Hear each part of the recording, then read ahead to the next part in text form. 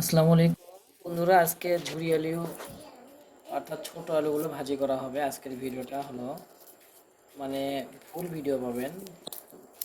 এই যে ছোট ছোট আলু কাটা হচ্ছে, অর্থাৎ আলু ভাজি আলু ভাজি রেসিপি। এদিকে কাঁচামরিচ, এটা কিন্তু ডিবে রাখা হয়েছিল, মেবি 2-3 মাস আগেও রাখছি। এখানে একদম ডিবে রাখা হয়েছিল কাঁচামরিচটা। এটা বিভিন্ন মানে অনেক দিন রাখা যায়, বিভিন্নভাবে রাখা যায়, ডিবে রাখতে পারেন।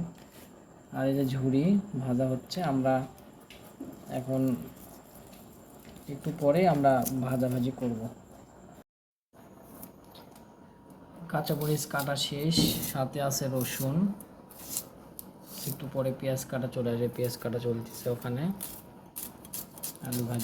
আলু ভাজি কিন্তু সবারই পছন্দ, বিশেষ করে ছোট বাচ্চাদের কিন্তু বেশি পছন্দ, প্রিয়। হ্যাঁ, আলহামদুলিল্লাহ ভালো আছি। আমরা হাত দিও না মামা, আমরা লাইভ করছি বাবা, এখানে লাইভ করতেছি। আমরা আলু ভাজি করব, আলু ভাজি। আমার ছেলে দেখেন আলুগুলো ভেঙে দিচ্ছে, ঝুড়িগুলো ভেঙে দাও, এগুলো এরকম করে ভেঙে দাও। হ্যাঁ, ভেঙে দাও ঝুড়িগুলো ভেঙে দাও। হ্যাঁ, আমার ছেলে কাজে হেল্প করে ইনশাল্লাহ, আপনাদের ছেলেও মেয়েরাও কাজে হেল্প করে নিশ্চয়ই। দেখেন কি সুন্দর করে ঝুড়িগুলো ভেজে দিচ্ছে।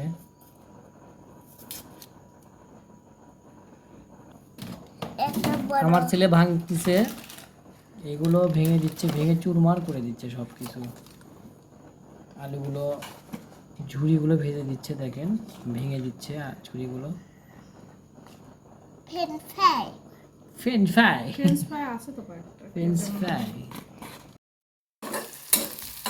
তো আলু ভাজি করার জন্য এই যে জিরা মশলা টশলা সব ভাজে নেওয়া হচ্ছে।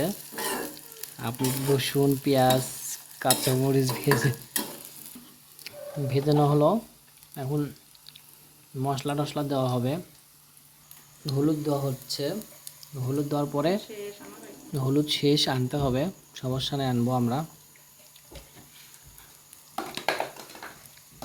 এখন আমরা লবণ দিব, হালকা লবণ। হ্যাঁ, এখন ভাজা প্রায় হয়েই যাচ্ছে, এখন আলুগুলো ছেড়ে দিব। ছেড়ে দিলে ঝুরি আলু ভাজি, দেখেন এই যে সুন্দর সে একটা সাউন্ড বেরোচ্ছে, দেখছেন? ওয়াও, খুব পছন্দের একটা খাবার ঝুরি আলু ভাজি, কার না ভালো লাগে।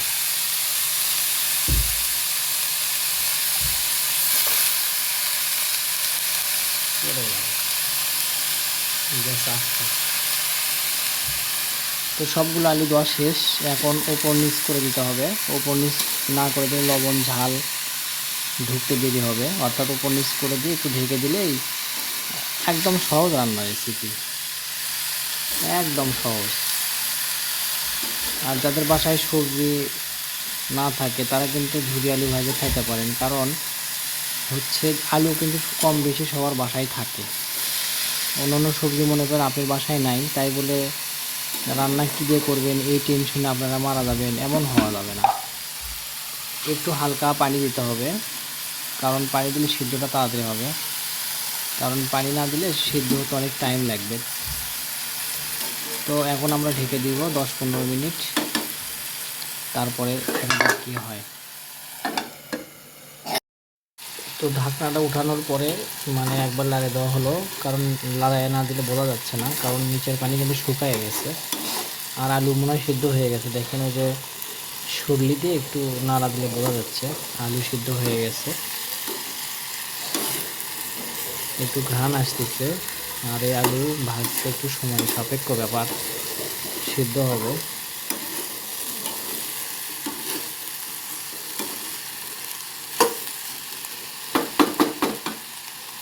আবারও ঢেকে দিব,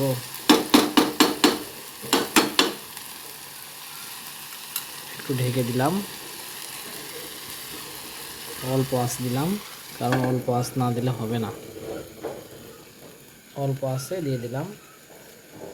একটু পরে আবারও দেখতে হবে।